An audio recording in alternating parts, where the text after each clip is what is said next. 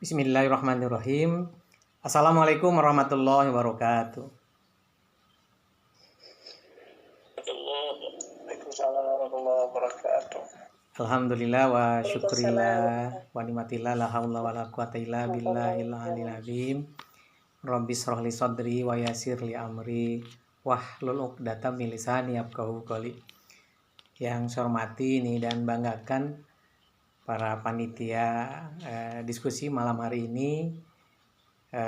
Yang pertama adalah juga dari dosen dari STIP Banten Raya, akademisi. Selamat malam Pak. Selamat malam Pak. Selanjutnya moderator Mbak Siti ya, yang di Benying Cilaja. Terus yang ketiga Pak Iin Sobirin yang luar biasa sudah menghubungi saya untuk acara malam hari ini. Selanjutnya juga di sini terlihat di layar saya ada dari DPC Amira Kabupaten Pandeglang. Terus ada Ibu Herawati, Aditya Muhammad Farhan Asyidik, Pak Ahmad Gunadi, dan yang lainnya. Pada malam hari ini berbagi informasi, berbagi pesan, mudah-mudahan suara saya bisa didengar jelas ya, tidak terputus-putus. Bisa jelas Pak? Jelas ya. Kebetulan rumah saya ya. Kebetulan rumah saya di Cimanuk, ya, di Kampung Citerep, Desa Rocek Cimanuk. Ya. Mudah-mudahan dengan di Cimanuk ini bisa terdengar suaranya di malam hari ini, dan juga acara ini acara yang sangat bagus ya. Rekan-rekan semua yang saya hormati, pada kesempatan malam ini ya saya akan menyampaikan sebelumnya saya diberikan waktu berapa menit ini Mbak Siti?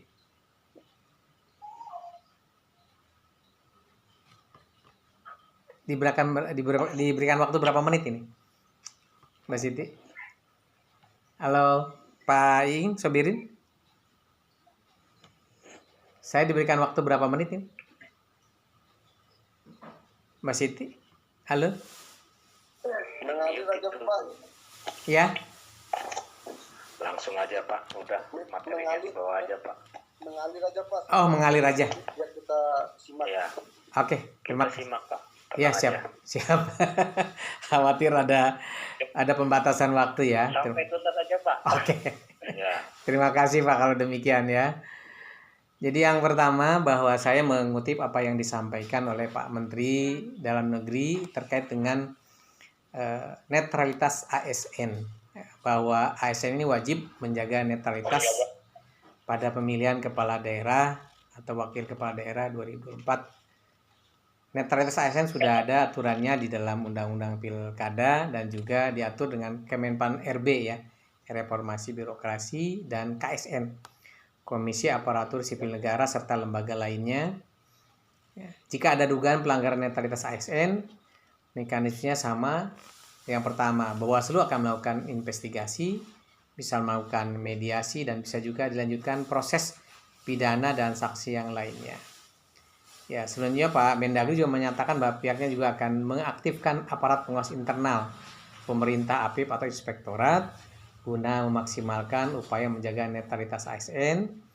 Kalau ada dugaan pelanggaran netralitas ASN akan kita tindak lanjuti ya. Jadi kebetulan saya jabatan definitifnya adalah Inspektur Kabupaten Pandeglang yang ditugasi oleh Bupati Pandeglang untuk menjaga netralitas, juga pencegahan, juga penindakan. Pak Mendagri juga menyampaikan bahwa supaya partisipasi pemilih itu semakin meningkat ya, supaya legitimasi hasil pilkada serentak 2024 akan semakin kuat karena mendorong pemerintahan daerah turut berperan dalam meningkatkan partisipasi pemilih. Pak Mendagri juga menyatakan bahwa daftar penduduk potensial pemilihan atau DP4 kepada Komisi Umum data tersebut salah satunya mengenai jumlah masyarakat yang berusia 17 tahun saat pelaksanaan pilkada pada 27 November 2024 mendatang. Jadi data-data ini perlu diperbaharui Dan kemarin saya mengikuti rapat di KPU Kabupaten Pandeglang bahwa sekarang lagi menyusun daftar pemilih sementara. Banyak persoalan-persoalan yang sudah disampaikan oleh Coklit ya, tim Coklit dan KPU. Ada 3.000 yang setelah dicek bahwa ini sudah tidak masuk kategori, yang meninggal dunia sudah pindah dan lain sebagainya. Selanjutnya kami sampaikan bahwa berdasarkan peraturan pemerintah nomor 94 tahun 2001 tentang disiplin pegawai negeri sipil secara jelas mengatur ketentuan netralitas dalam pemilu 2024. Tercantum dalam pasal 5 huruf N yang berbunyi PNS dilarang memberikan dukungan kepada calon presiden, wakil presiden, calon kepala daerah, wakil kepala daerah, calon anggota Dewan Perwakilan Rakyat, calon anggota Dewan Perwakilan Daerah, atau calon anggota Dewan Perwakilan Rakyat Daerah dengan cara ikut kampanye, menjadi peserta kampanye dengan menggunakan atribut partai atau atribut PNS, sebagai peserta kampanye dengan menggerakkan PNS lain, sebagai peserta kampanye dengan menggunakan fasilitas negara, membuat keputusan dan atau tindakan yang menguntungkan atau merugikan salah satu pasangan calon sebelum, selama, dan sesudah masa kampanye.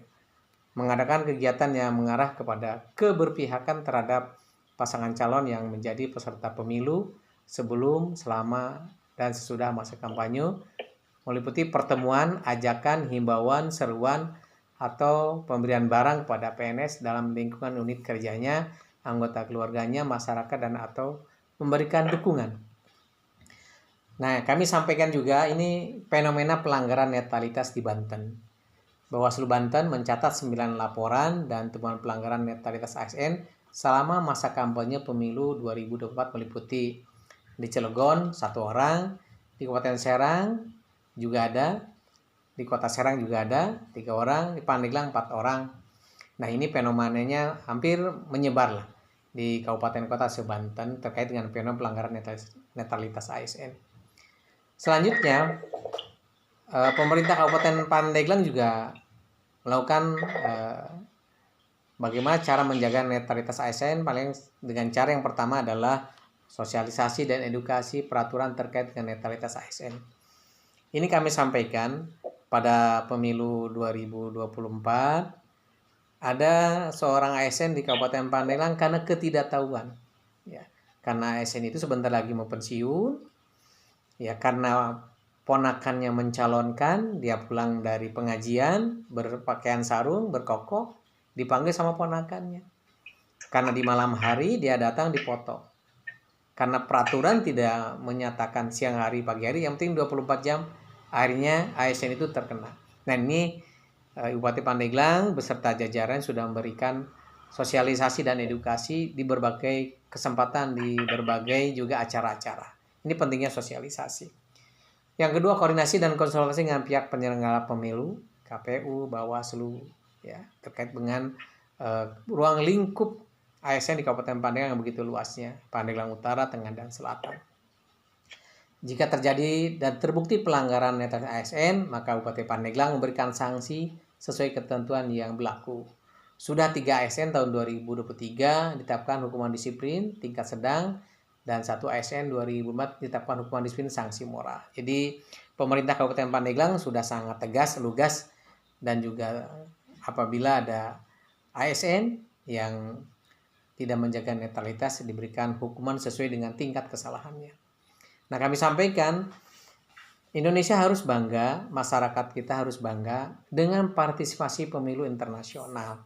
Kami sampaikan hasil evaluasi seminggu yang lalu, saya mengikuti rapat evaluasi di Jakarta, bahwa tingkat partisipasi pemilu internasional yang pertama adalah Singapura, 95,8%. Singapura mengikuti atau peringkat 1 itu, menduduki peringkat 1 karena di Singapura itu diatur bahwa ada sanksi apabila tidak datang ke TPS.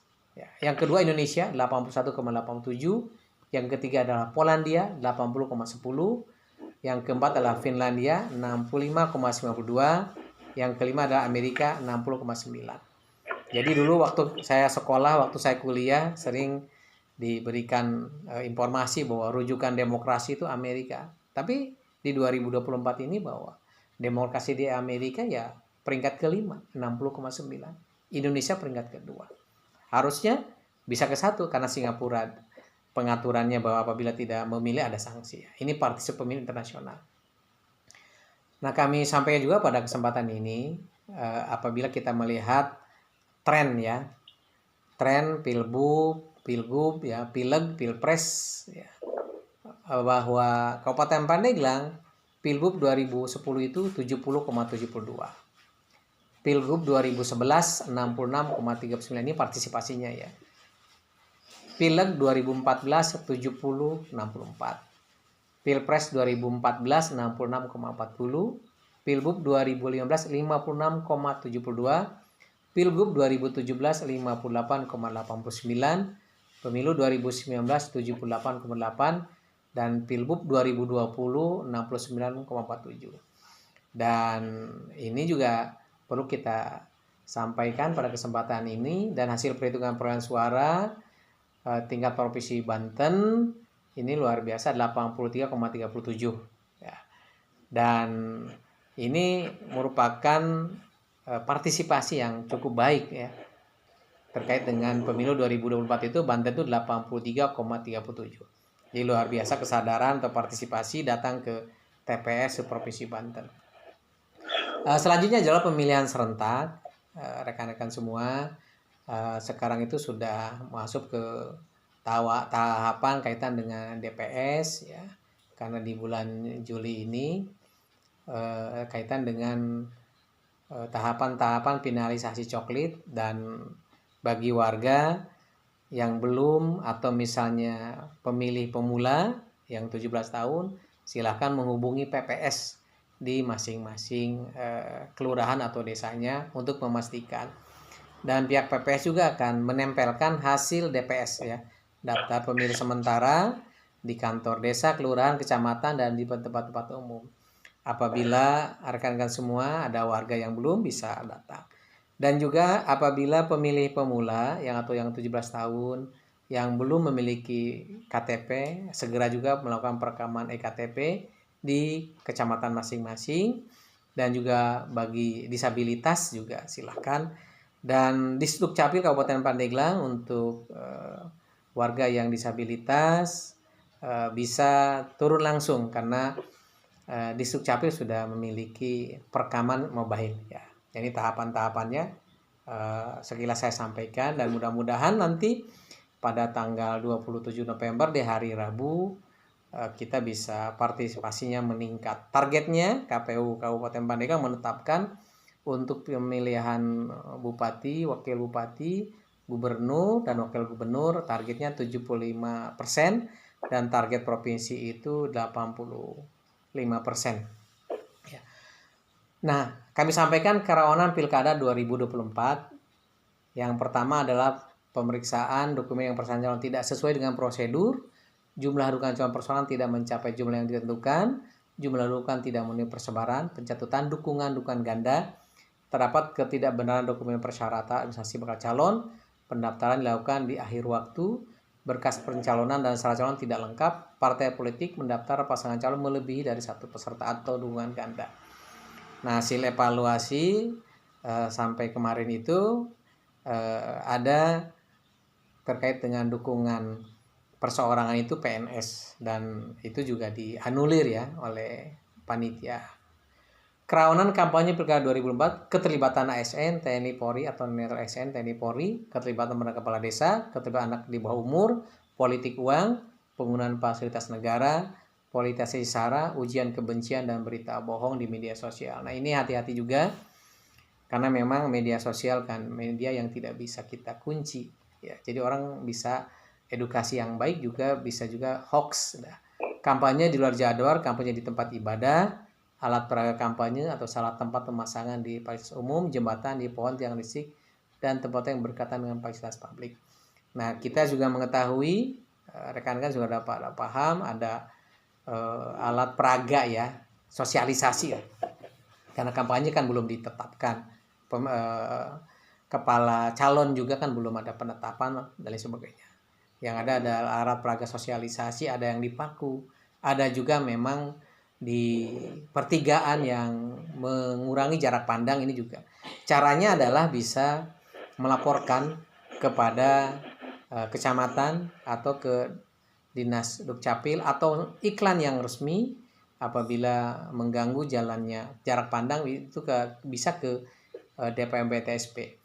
Karena memang Bawaslu juga belum bisa terjun langsung ke lapangan karena memang belum ada pendaftaran atau penetapan bakal calon. Yang ada adalah sosialisasi secara pribadi atau secara kepartaian. Kerawanan logistik di Pilkada 2024 adalah pengadaan logistik. Jumlah pengadaan logistik tidak sesuai dengan peraturan. Jumlah pengadaan logistik melebihi atau kurang dari jumlah yang ditentukan. Logistik tidak terkirim tepat waktu dan tepat jumlah. Logistik rusak saat pengiriman secara geografis, jarak jauh yang kondisi jalan yang susah dilalui dengan kendaraan besar. Daerah berbukit dan pengguna menyulitkan dalam distribusi logistik. Logistik salah kirim atau salah tujuan. Kurang penyimpanan rawan banjir atau bocor. Keamanan, kurangnya pengawalan dari aparat keamanan dan dikhawatirkan tidak menjamin keamanan logistik. Nah, antisipasi ini adalah pemerintah Kabupaten Pandeglang memberikan perbantuan juga melalui PPK atau badan ad hoc di kecamatan, di desa dan kelurahan. Dan ini kontribusi nyata, mudah-mudahan cuacanya bagus ya, mulai tahapan, mulai pelaksanaan. Dan ini juga kita sering koordinasi konsultasi dengan KPU dan Bawaslu. Kalau dulu KPU itu boleh menganggarkan sewa kendaraan, ya. Kalau sekarang tidak boleh, ya, kecuali daerah-daerah tertentu, misalnya sulit terjangkau, berarti harus sewa perahu atau mobil off-road itu masih bisa. Tapi yang lainnya sudah tidak boleh. Jadi luar biasa pengetatan di dalam penyusunan RAB di KPU dan Bawaslu. Nah, kami sampaikan wilayah TPS rawan bencana di Kabupaten Pandeglang, di Kecamatan Cibitung, desanya adalah Kutakarang, Cikiru. TPS-nya ada 2, ya, yang di Kutakarang, Cikiru 4, ya. Nomor TPS-nya 7-8, 4-7. Jalan rusak sulit dilalui kendaraan saat musim hujan. Jalan rusak sulit dilalui kendaraan saat musim hujan. Di Cimanggu, yaitu di Batu Hideng, ya, jumlah TPS-nya 1, nomor TPS 10. Jalan rusak sulit dilalui kendaraan saat musim hujan. Di Pagelaran ada 2 TPS, ya, TPS 10, 11, banjir ya. Di Patia yaitu Ciawi, Suryane dan Patia. Ya, masing-masing 2 TPS, 4 TPS dan 2 TPS. Ya, ini rawan banjir. Simpulan ini kami sampaikan pada kesempatan ini. Nilai dasar ASN meliputi menjalankan tugas secara profesional dan tidak memihak dan menciptakan lingkungan kerja yang non-diskriminatif. Kode etik dan kode perilaku mengatur agar ASN melaksanakan tugasnya sesuai dengan ketentuan peraturan perundang-undangan, sesuai perintah atasan atau pejabat yang berwenang sejauh tidak bertentangan dengan aturan perundang-undangan dan etika pemerintahan. Menjaga tidak terjadi konflik kepentingan dalam melaksanakan ketentuan disiplin ASN. Nah, ini saran ya. Pada kesempatan ini sifatnya saran secara pribadi ya. Dari melihat fenomena-fenomena ini dan juga pengalaman-pengalaman sebelumnya, bahwa perlu dikaji kembali makna netralitas ASN dengan memiliki hak pilih. Dengan memiliki hak pilih, maka pribadi ASN akan menentukan pilihannya beserta keluarganya. Untuk mewujudkan netralitas ASN, maka hak pilih ASN dicabut. Hal yang sama seperti TNI dan Polri tidak punya hak pilih. Yang kedua, untuk menjaga kualitas penyelenggara pemilu dan pilkada, perlu dikaji bahwa penyelenggara pemilu, KPU, Bawaslu, dan badan ad hoc dicabut hak pilihnya selama menjabat. Dan yang terakhir, dengan poin 1 dan 2, maka biaya pemilu akan semakin berkurang, pengeluaran parpol dan paslon semakin berkurang. Demikian simpulan dan saran pada kesempatan ini. Mudah-mudahan pada malam hari ini memberikan salah satu referensi buat kita semua. Saya yakin makalah ini atau paparan ini sangat simpel, tapi mudah-mudahan bisa memberikan gambaran yang utuh terhadap fenomena ASN dan juga bagaimana langkah-langkah selanjutnya untuk perbaikan, untuk juga pemilu yang jujur, adil, dan lain sebagainya. Terima kasih. Wassalamualaikum warahmatullahi wabarakatuh. Waalaikumsalam warahmatullahi wabarakatuh. Terima kasih kepada Sobat Peri pada malam hari ini yang telah menyampaikan ilmunya. Mudah-mudahan kita senantiasa bisa mengambil hikmah dan pelajarannya dari materi yang telah disampaikan oleh narasumber kita. Baik, langsung saja untuk kegiatan selanjutnya, untuk acara selanjutnya, mohon maaf, yaitu penyampaian tanggapan oleh akademisi Stisi Banten Raya, yaitu Bapak Depi Nuryadin. Kepada yang terhormat dipersilahkan.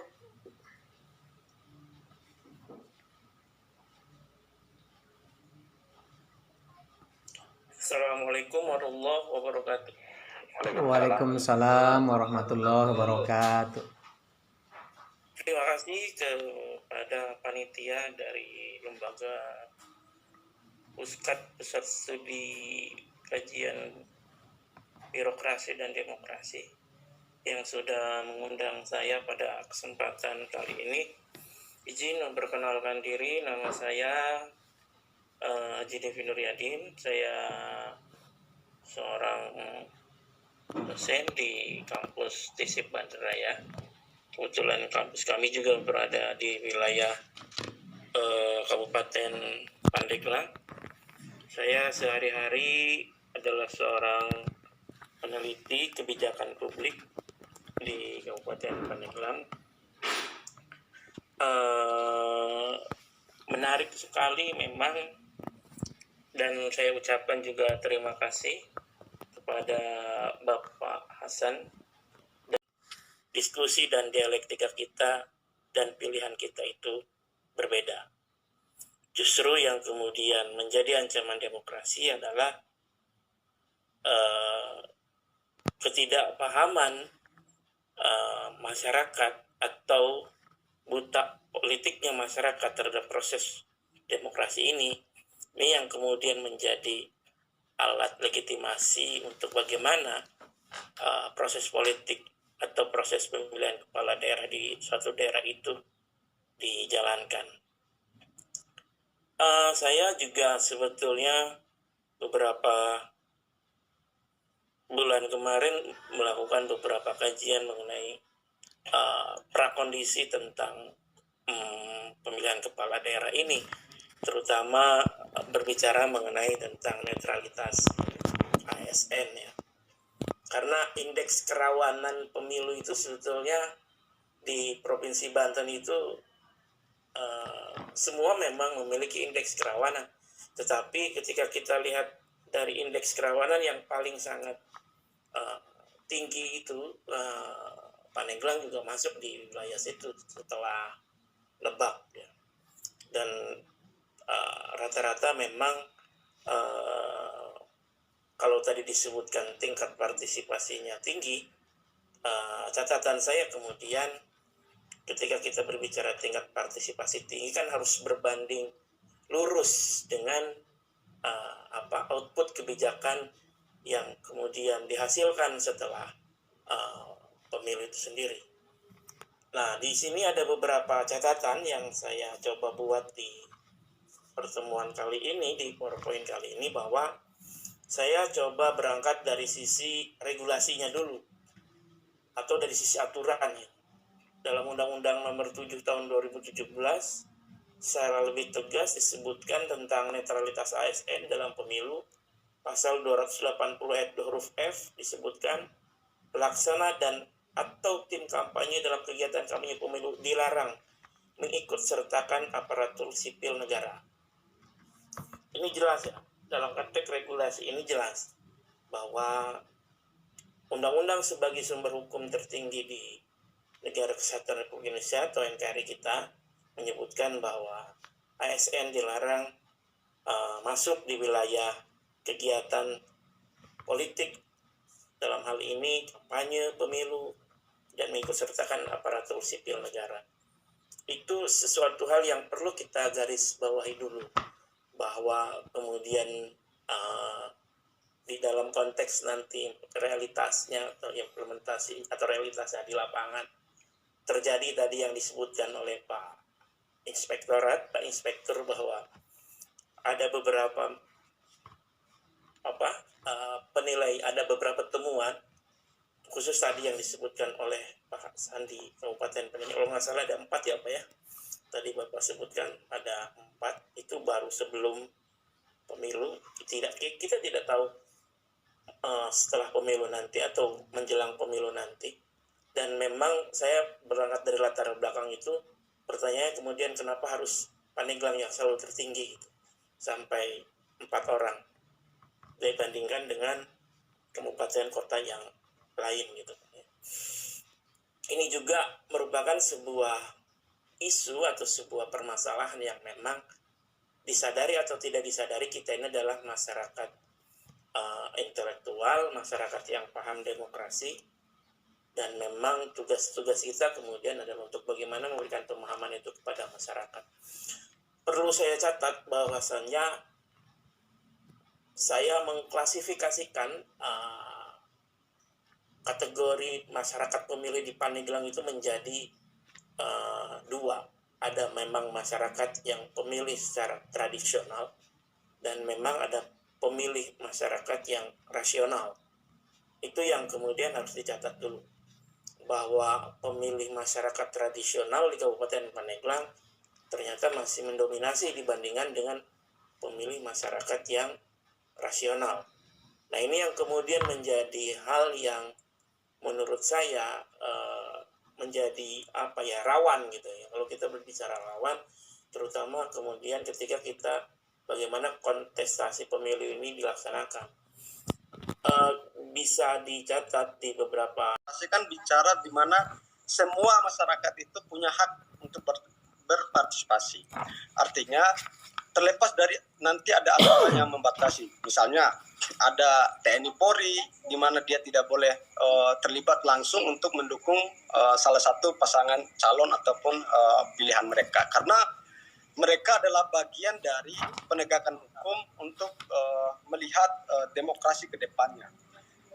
Jadi Bawaslu, TNI, Polri. Tapi kalau misalnya kita bicara pada posisi ASN sipil, misalnya PNS yang kumaksud tentu adalah misalnya guru, birokrasi dan segala macamnya.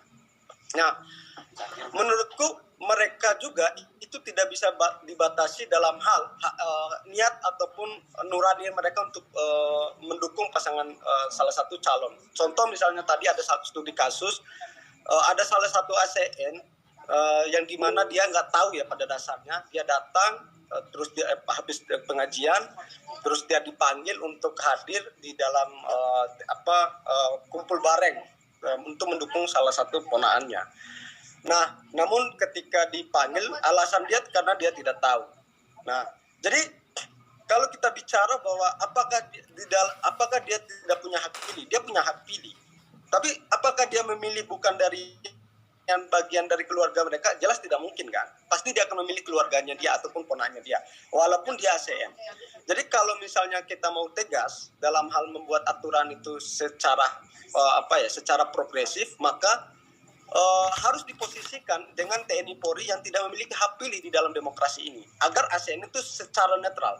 Tapi kalau masih diberikan wewenang untuk memilih, maka dia akan memilih keluarganya. Jadi netralitas itu hanya dibatasi dalam artian aktivitas mereka. Tapi aktivitas mereka yang dimaksud itu adalah misalnya jadi aturan bahwa dilarang untuk memposting, men-share ataupun me-like ataupun mengkomentar. Ini kan hanya dibatasi dalam hal itu, dalam posisi ASN-nya. Nah, kalau misalnya dalam hal memilih kan tidak ada. Jelas dia akan memilih keluarganya. Itu nggak bisa dibatasi secara moral kemanusiaannya. Nah, kalau kita mau sekali lagi saya katakan, kalau kita mau menanggapi tadi ya Pak dosen, untuk peraturan yang dipakai oleh Bawaslu Kabupaten Pandeglang itu bukan Undang-Undang Nomor 7 Tahun 2017 melainkan Undang-Undang Nomor 10 Tahun 2016 terkait pilkada. Nah, itu yang memang hari ini yang harusnya kita garis bawahi dulu terkait soal pilkada itu, undang-undangnya nomor 10 tahun 2016. Nah, beda antara pilkada dengan pemilu. Undang-undangnya itu beda. Itu yang pertama. Yang kedua, bicara soal netralitas ini, mungkin langkah-langkah yang dilakukan oleh pemerintah daerah, ya menurut yang yang kami hari ini lihat ya, itu walaupun beberapa memang ada sosialisasi dan sebagainya, tapi di sisi lain, mohon maaf ya Pak Hasan, ini secara bermunculan itu ya serasa yang kami lihat itu gerakan-gerakan ASN inilah yang muncul di pilkada itu, gitu kan. Walaupun memang secara untuk formil dan materialnya itu ini tidak susah dibuktikannya gitu kan. Tapi di beberapa kecamatan dengan kejadian-kejadian yang memang yang memang masif, terus memang terlihat oleh publik. Ini kan jadi satu catatan juga, memang daerah mobilisasi ASN itu terlihat di Kabupaten Bandung sendiri. Nah, yang ingin ditanyakan itu Pak Hasan terkait status sekarang ya Bu Dewi, yang memang ini kan cuti, tapi ini kan belum ada gitu kan dari pemerintah daerah yang memang mengklarifikasi misalkan apakah sudah diamini oleh KSN itu sendiri. Yang pertama, yang belum cukup harusnya memang ada dari pemerintah daerah. Karena kenapa? Menurut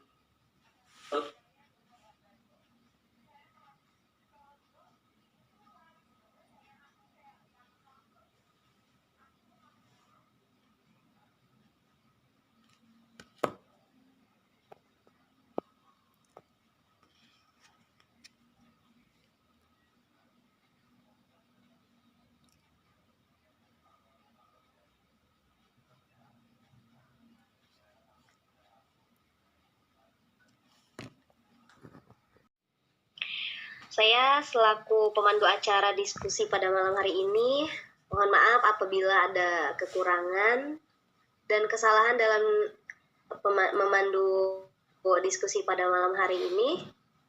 Akhirul kalam, billahi taufiq wal hidayah. Assalamualaikum warahmatullahi wabarakatuh. Waalaikumsalam warahmatullahi wabarakatuh. Waalaikumsalam warahmatullahi wabarakatuh. Waalaikumsalam warahmatullahi wabarakatuh.